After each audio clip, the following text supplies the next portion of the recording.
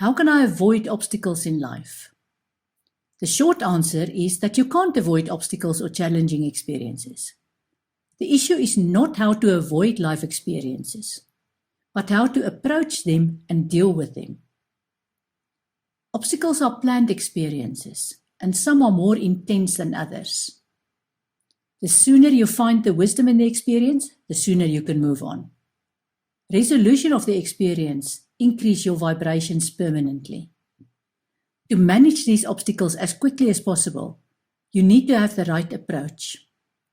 Firstly, you need to be totally honest with yourself. You can't manage an obstacle by avoiding it. You also can't find the wisdom if your first reaction is to judge yourself. See yourself as an actor on a stage and observe your actions without any judgment. You also need to use discernment. Steer clear of what doesn't resonate with you, or at least ensure you have your cocoon or safety zone in place if you can't remove yourself from a situation. If you look back at your life and you have any thoughts of revenge, regret, or resentment related to any of your life experiences, then you still have homework to do.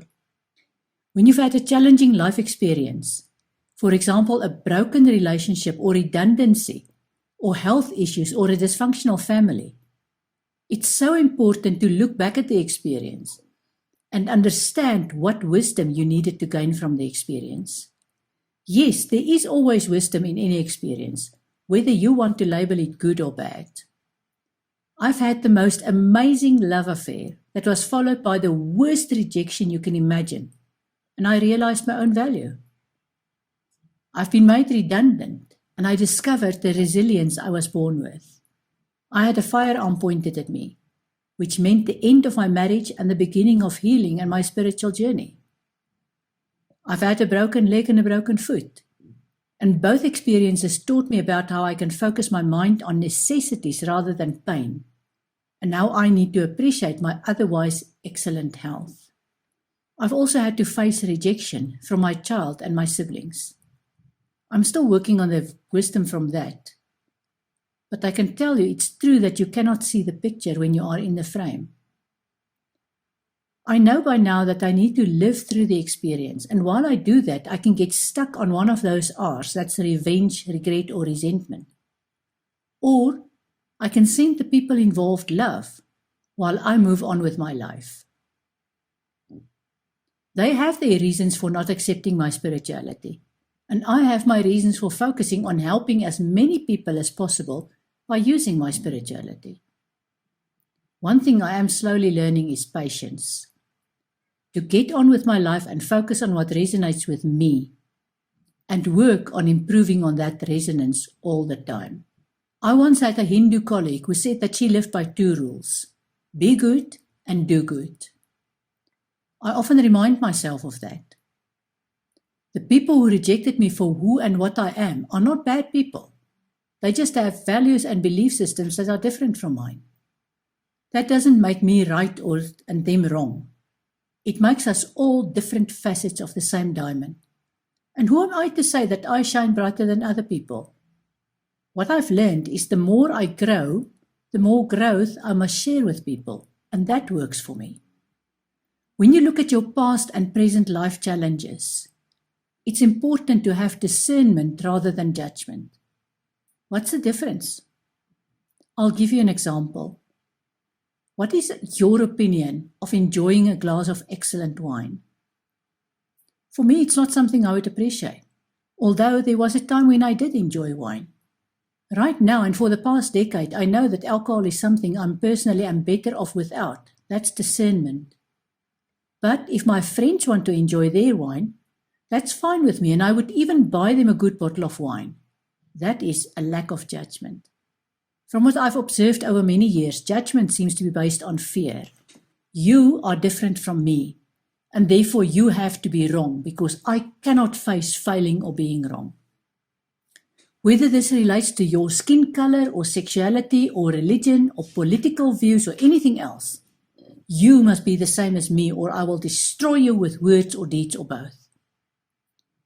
If you have even the smallest kernel of that attitude in you, then you need to find a way to face that fear and get rid of it, because the fear is holding you back. All obstacles or life experiences are planned. They are part of your life script that is written before you are even born. Yes, some of these experiences are more intense than others. Breaking off a teenage crush is far less serious than an acrimonious divorce when you have children. A severe bout of influenza is far less serious than being diagnosed with an autoimmune disease, even though I suspect many men will disagree with this. I was told recently that only a woman who has given natural birth after a prolonged labor without any epidural will understand what a man goes through when he has a cold. Either way, every life experience has a kernel of wisdom, and we have these experiences so that we can find the wisdom. If we choose to ignore the introspection that should come after these life experiences, history tends to repeat itself, and you'll probably have the same or similar experiences until you grasp the wisdom, or until your body protests with a physical condition that emphasizes the spiritual aspect that you need to face and process. Here's the good news. Once you have faced these life experiences and the emotions that go with them, and you've grasped the wisdom, magic happens. The moment when you feel gratitude for having gone through the experience, there is that light bulb moment when a quantum of light forms in every cell of your body, and your vibration increases a notch, and it never returns to a lower level. That moment gives you a glimpse of eternity which lasts for a short while, and then it's back to the grindstone of life and the next challenge. This cycle continues for as long as you have a pulse.